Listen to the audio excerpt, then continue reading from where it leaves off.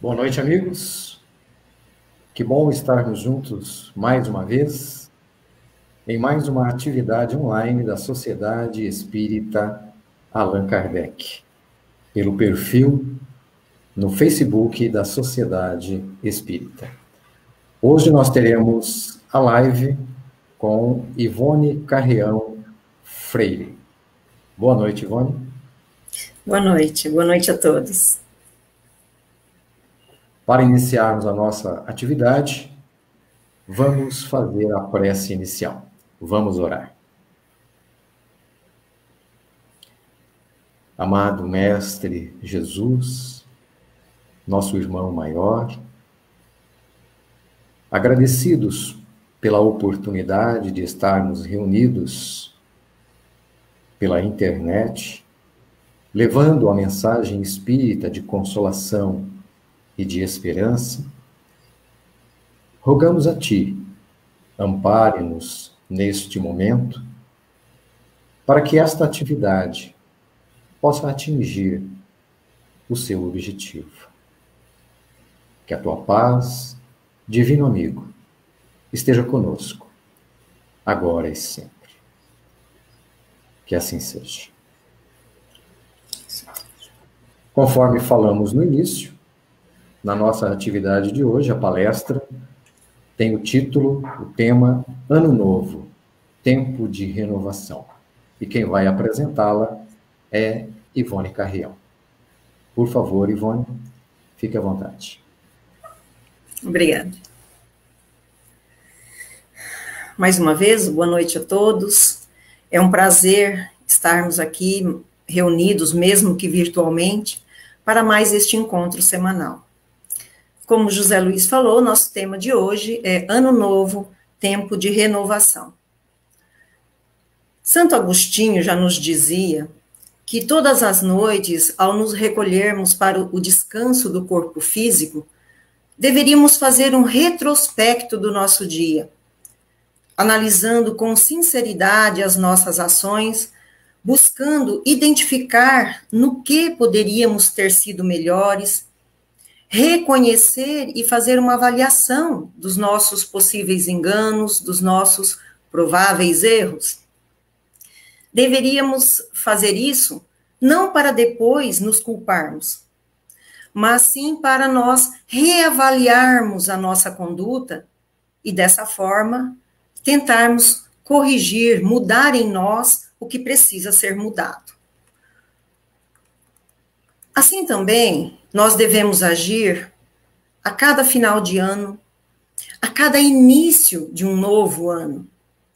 É importante nós fazermos uma reflexão sobre tudo o que aconteceu conosco, sobre tudo o que se passou com as pessoas ao nosso redor, com o mundo onde vivemos.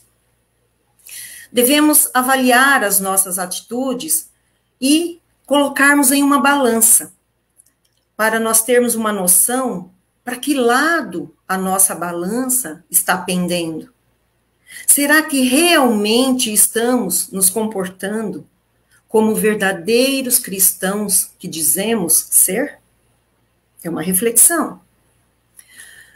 Nós vemos hoje, e para isso não precisa ser nenhum estudioso da educação ou do comportamento humano, que estamos inseridos em uma sociedade bastante complexa, bastante difícil.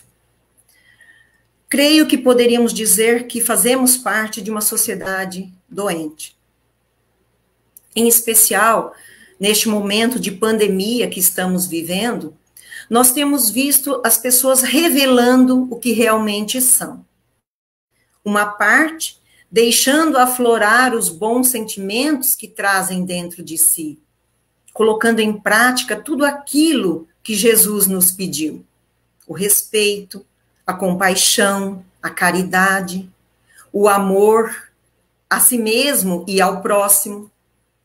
Por outro lado, temos visto uma multidão de seres humanos que de humanos pouco possuem. Vemos o desrespeito, vemos a deslealdade em forma de corrupção, o ódio, o preconceito, sendo externados com naturalidade, como se isso fosse a coisa mais normal do mundo. No entanto, nós temos as informações necessárias para entender o que está acontecendo. A doutrina espírita nos possibilita essa visão. A humanidade está em crise. E é uma crise geral em todos os aspectos. Mas, em termos morais, é uma crise gigantesca. Mas que tem uma razão para estar acontecendo.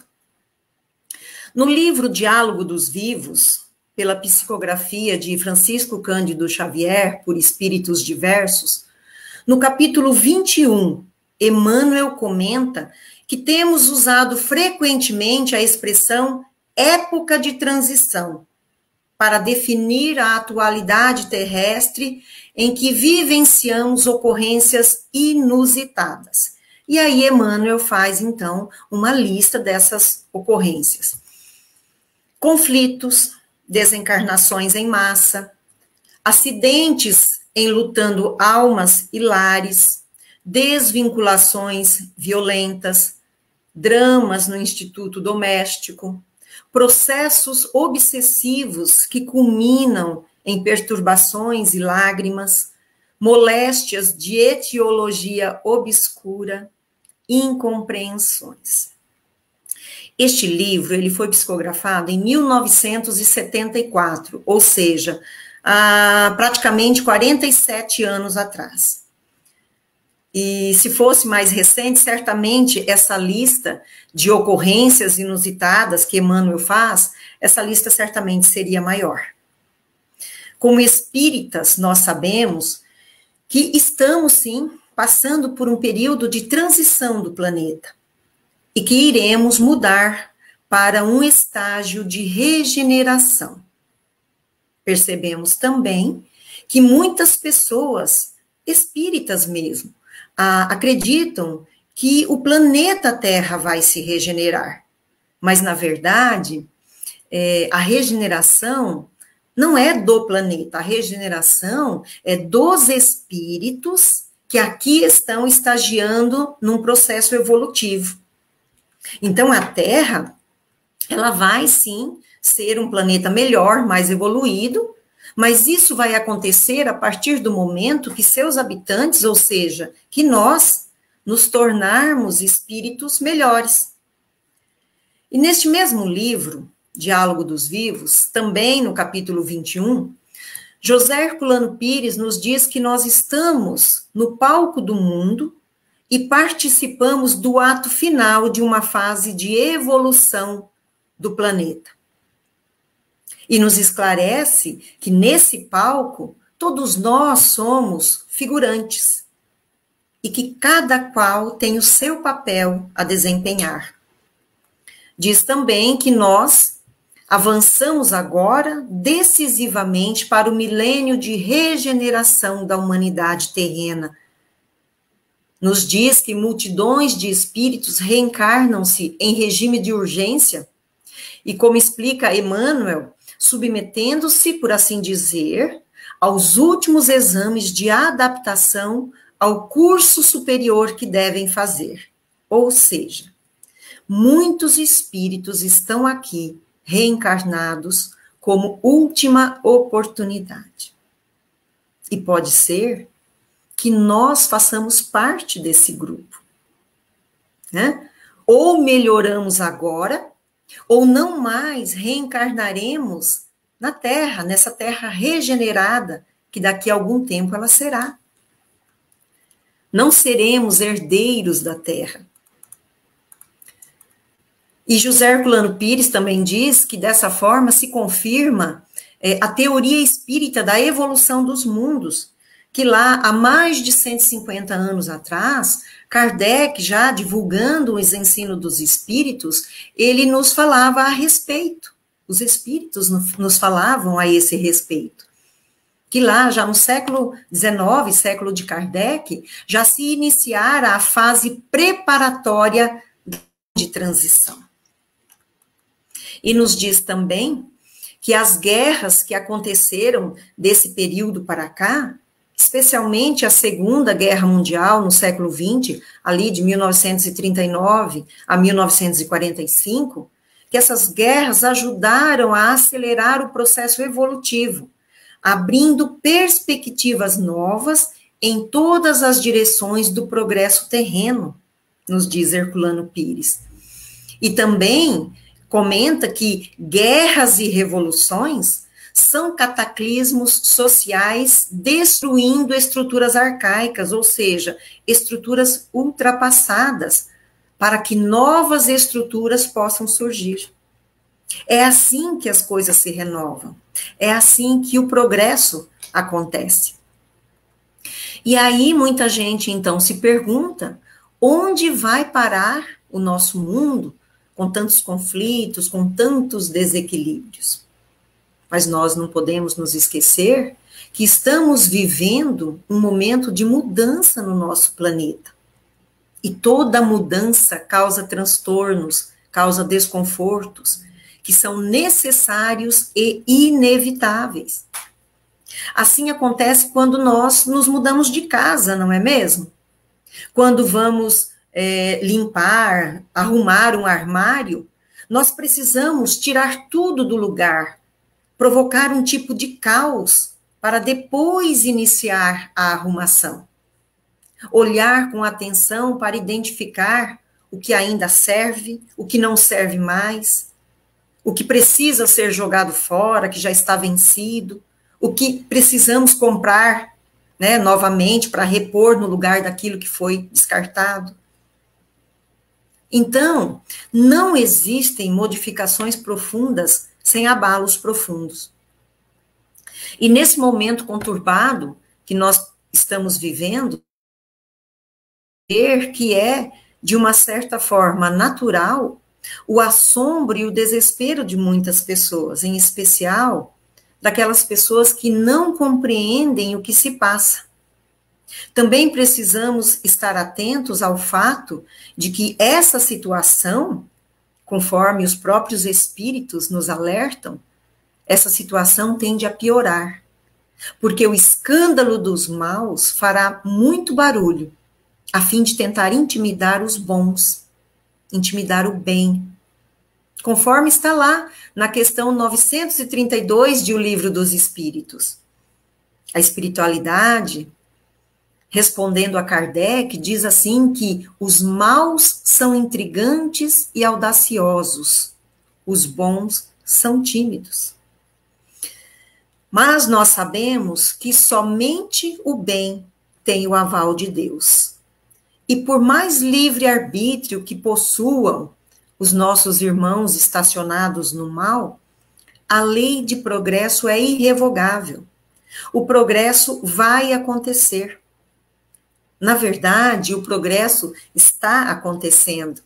Agora, o progredir mais lenta ou mais rapidamente, isso depende de nós, da nossa boa vontade, da nossa disposição em nos renovarmos, em sermos melhores a cada dia. Aqueles que se desesperam ante os problemas da atualidade não compreendem o sentido real desses acontecimentos. Só que o Espiritismo nos oferece a chave desse enigma, ou seja, as respostas para tudo isso, para todas essas dúvidas. Tudo se transforma ao nosso redor, porque um novo mundo está nascendo.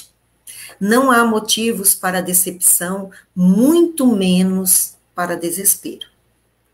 Basta ver que ao lado das aflições surgem também grandes esperanças. A Terra amadureceu no seu processo evolutivo. E querendo os homens ou não, as leis de Deus estão se cumprindo. A Terra, por meio da renovação íntima de cada um de seus habitantes, ela está caminhando para deixar de ser um mundo de provas e expiações para ser um mundo de regeneração. Só que para chegarmos a esse tão sonhado mundo, é preciso que sejam reordenados os valores humanos. é preciso que cada um de nós faça essa limpeza, essa reorganização no seu armário interior. E é exatamente essa a proposta do Espiritismo, a proposta filosófica e moral do Espiritismo, a transformação pessoal de cada um de nós para melhor.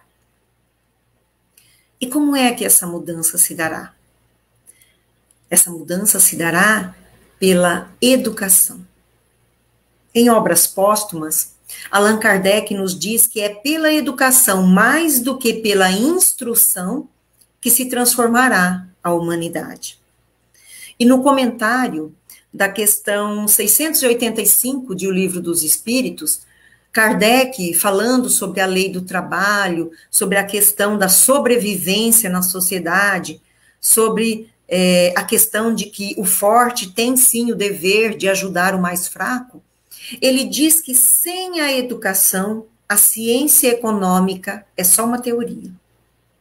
E ainda nos afirma Kardec que está falando não da educação intelectual, mas da educação moral. Não daquela educação que vem dos livros, mas daquela educação que consiste na arte de formar caracteres, aquela que dá os hábitos, porque educação consiste na arte de formar caracteres. E ainda nos diz Kardec que a desordem e a imprevidência que nós sabemos que existem, que graçam em nossa sociedade, essas duas chagas só poderão ser curadas por uma educação bem entendida. Esse é o ponto de partida, nos diz Kardec, o elemento real do bem-estar, a garantia da segurança de todos. E é por aí por onde nós devemos começar a nossa regeneração, na questão de cuidarmos uns dos outros, de nos importarmos com os outros, de sermos verdadeiramente todos irmãos. No livro A Educação segundo o Espiritismo, Dora encontra e nos esclarece alguns pontos sobre a educação. Ela diz que educação é toda a influência exercida por um espírito sobre outro, no sentido de despertar o processo de evolução. Essa influência leva o educando a promover com autonomia o seu aprendizado moral e intelectual.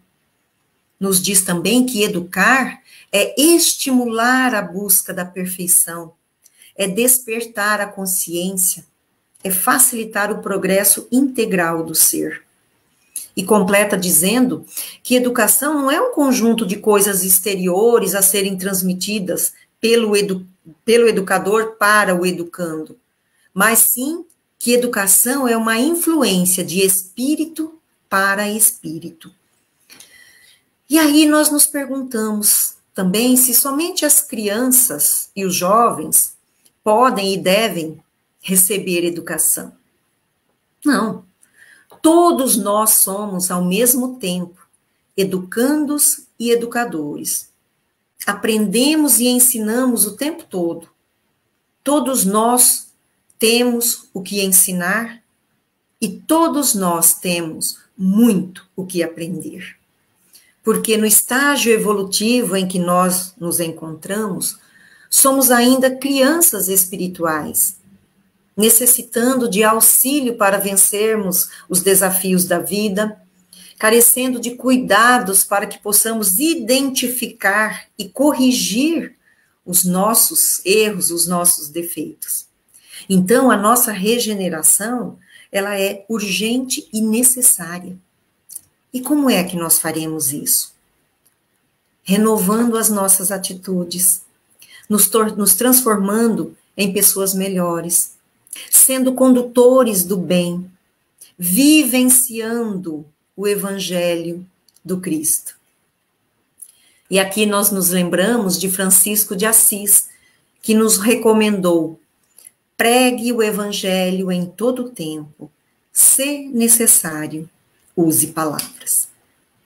O pobrezinho de Assis queria nos dizer que o Evangelho de Jesus, mais do que pregado, mais do que falado, ele deve ser vivido em nossas atitudes diárias, em nosso dia a dia.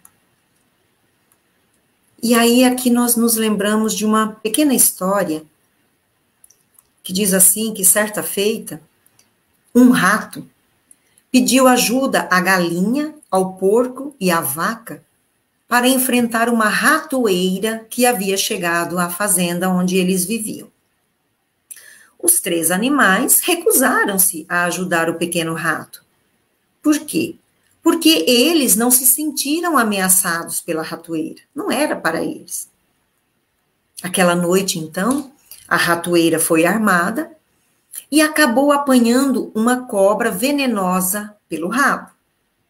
Na manhã seguinte, a mulher do fazendeiro, ao passar ali por perto descuidada, acabou sendo picada pela cobra. Ela adoeceu e dias depois veio a falecer. Foi aí então que os 3 animais foram convidados, foram chamados a protagonizar essa história. De que forma? A galinha em forma de canja para alimentar a mulher enquanto ela estava doente. O porco em forma de guisado e a vaca em forma de carne assada para alimentar as muitas pessoas que visitaram aquela senhora, que foram depois ao seu velório. Então, a moral dessa história resume-se em uma frase: o problema de um deve ser problema de todos. Cristo, ao nos ensinar que deveríamos amar aos nossos inimigos, amar ao próximo como a nós mesmos, ele nos pedia exatamente isso, que cuidássemos uns dos outros, que nos importássemos com o problema, com o sofrimento alheio, porque somos todos irmãos, independente das diferenças que nos separam. Esse sentimento de empatia, de amor ao nosso semelhante, ele deve ter uma atenção especial ao buscarmos a nossa renovação, o nosso autoaprimoramento. Precisamos ter bastante atenção nesse item. Porque, em termos de amor ao próximo, nós temos muito ainda o que aprender. Estamos ainda deixando muito a desejar nesse sentido.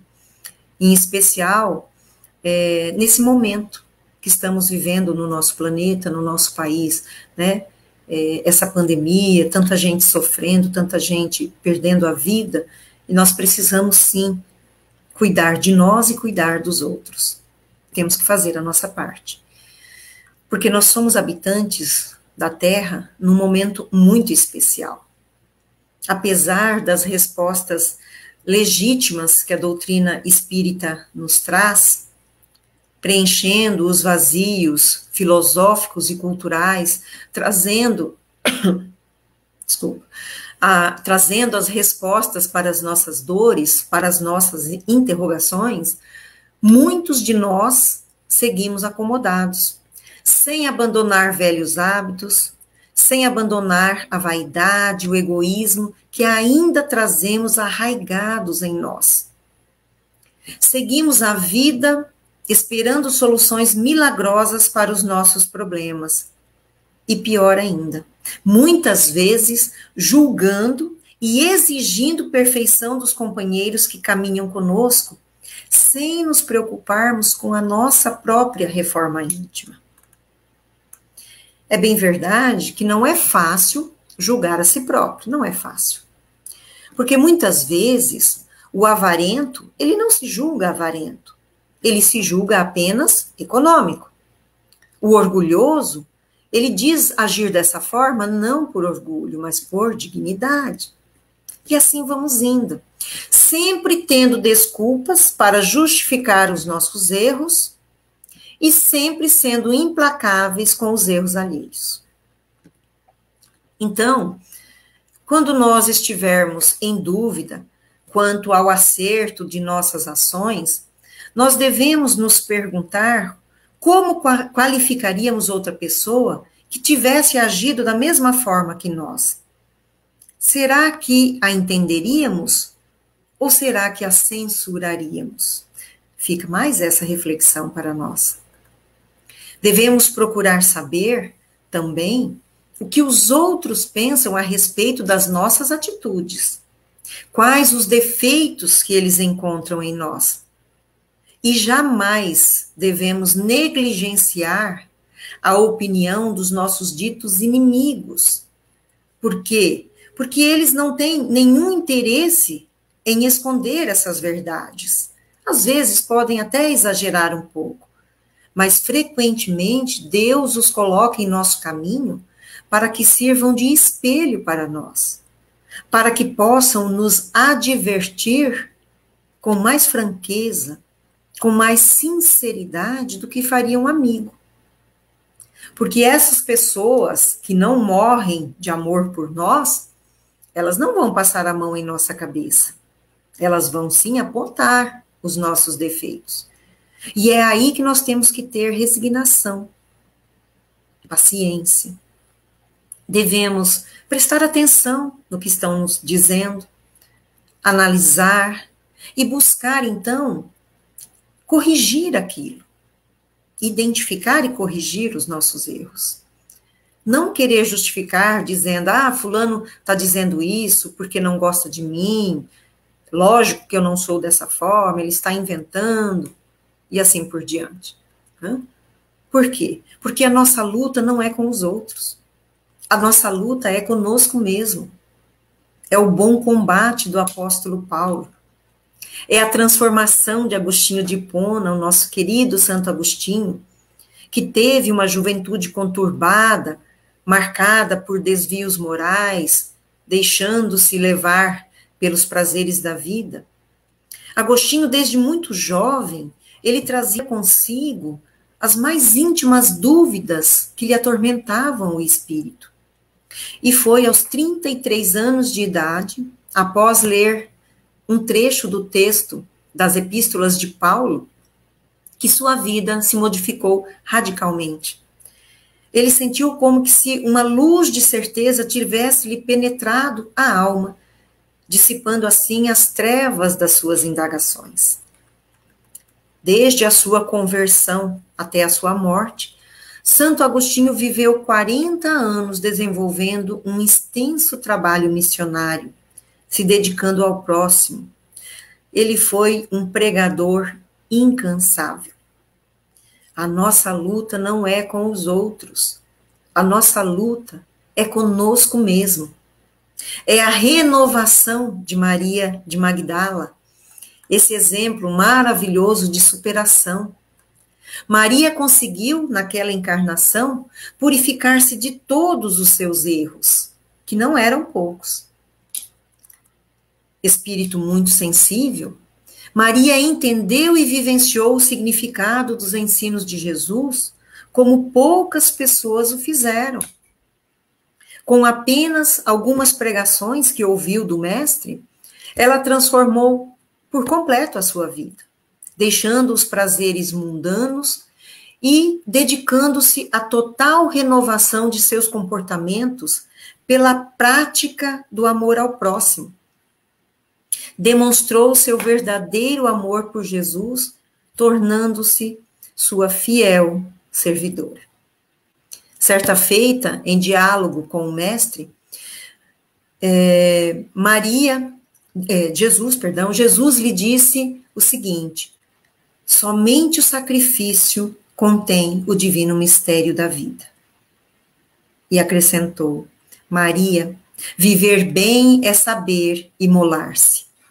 E aí está uma lição que Madalena compreendeu muito bem. Ela foi um exemplo de sacrifício dos prazeres pessoais em favor da construção da felicidade do semelhante. E no momento da sua desencarnação, por todo o merecimento que havia conquistado, ela viu Jesus em toda a sua grandeza espiritual, que a recebeu nos braços, dizendo: Maria, já passaste a porta estreita, amaste muito. Vem, eu te espero aqui. E Maria Madalena foi para os braços de Jesus renovada. Desencarnou outra pessoa, curada. E nós? Nós acreditamos na vida após a morte, no entanto, não nos preparamos para esse futuro inadiável. Nós não podemos nos esquecer que somos espíritas. Não podemos nos esquecer que Kardec, com muito bom senso, nos trouxe, nos ensinou que é imprescindível cuidarmos da nossa transformação moral. No capítulo 17 de O Evangelho segundo o Espiritismo, falando sobre os bons espíritas, Kardec nos diz que o verdadeiro espírita é reconhecido pela sua transformação moral e pelos esforços que emprega para domar suas inclinações más. Então, o espírita não é uma pessoa perfeita, longe disso. O verdadeiro espírita é aquele que se esforça dia a dia, em cada uma das suas atitudes, para ser uma pessoa melhor. É essa a nossa luta. E a nossa regeneração, ela se efetivará quando tirarmos a casca do homem velho, cheio de imperfeições, cheio de preconceitos, e deixarmos brilhar o homem novo, revestido de amor. Brilhe a vossa luz, nos recomendou Jesus. Dessa forma, tudo é uma questão de escolha nossa. Depende de nós. Nós escrevemos a nossa história. Afora tu mesmo, ninguém te decide o destino, nos disse André Luiz na obra Opinião Espírita. Afora tu mesmo, ninguém te decide o destino. Uma vez, então, regenerados, faremos parte daquele grupo de espíritos mansos e pacíficos que herdarão a terra, conforme o Cristo mencionou em seu Sermão do Monte. Faremos parte de uma terra regenerada, renovada. Voltaremos a reencarnar nesse nosso amado planeta, só que mais evoluído. Porque assim também estaremos, se soubermos caminhar com Jesus. E para encerrarmos, gostaríamos de ler um pequeno texto de Jerônimo Mendonça, O Gigante Deitado. Esse texto intitula-se Ano Velho, Ano Novo, Homem Velho, Homem Novo. O tempo sempre é o mesmo. Ele que tudo renova de maneira irreversível, não conhece nada velho e nem deixa nada envelhecer, de vez que tudo está sujeito à sua ação transformadora. Na sua química prodigiosa, renovam-se mundos e seres. Assim sendo, passado e futuro estão no seu eterno presente. E vês, nós é que passamos pelo tempo, não este por nós. Homem novo é aquele que substitui os hábitos inferiores pelas nobres qualidades de caráter. É aquele que abandona as paixões e os desencantos de ontem pelo amor puro, adquirindo assim uma nova visão da vida. O tempo que viu a transformação de Saulo de Tarso em Paulo e de Zaqueu, o usurário, em homem de bem, é o mesmo de hoje. Nem sempre nós temos a coragem de nos renovar dia a dia na riqueza do tempo, que é dádiva de Deus comum a nós. O ano velho continuará o mesmo para aquele que não se renova, e o ano novo será sempre dádiva e bênção para todos quantos se deixam renovar pela divina influência do Cristo de Deus. Muito obrigada pela atenção, pelo carinho, pela presença de vocês e que mais vezes possamos estar juntos. Uma boa noite a todos e que tenhamos uma semana de muita paz. Muito obrigado, Ivone, pelas reflexões da noite. que com certeza serão muito úteis, né, para todos nós, realmente, se estivermos dispostos a essa renovação. É isso. Lembrando que no próximo sábado, dia 23 de janeiro, nós teremos a participação da Vânia Senger, que é diretora do Departamento de Infância e Juventude da 11ª URI, trabalhadora da Sociedade Espírita Meimei de Campo Mourão, e que estará fazendo a live, a atividade para nós. E, encerrando o mês de janeiro, no dia 30, nós teremos a presença do Marco Negrão, trabalhador da Federação Espírita do Paraná, que estará aqui trazendo a sua mensagem. Nós agradecemos a todos por estarem conosco, gratidão, e que as palavras e estas reflexões trazidas pela Ivone possam ser úteis para todos nós. Nosso muito obrigado a todos, um ótimo final de semana e uma ótima semana. Fiquem todos com Deus.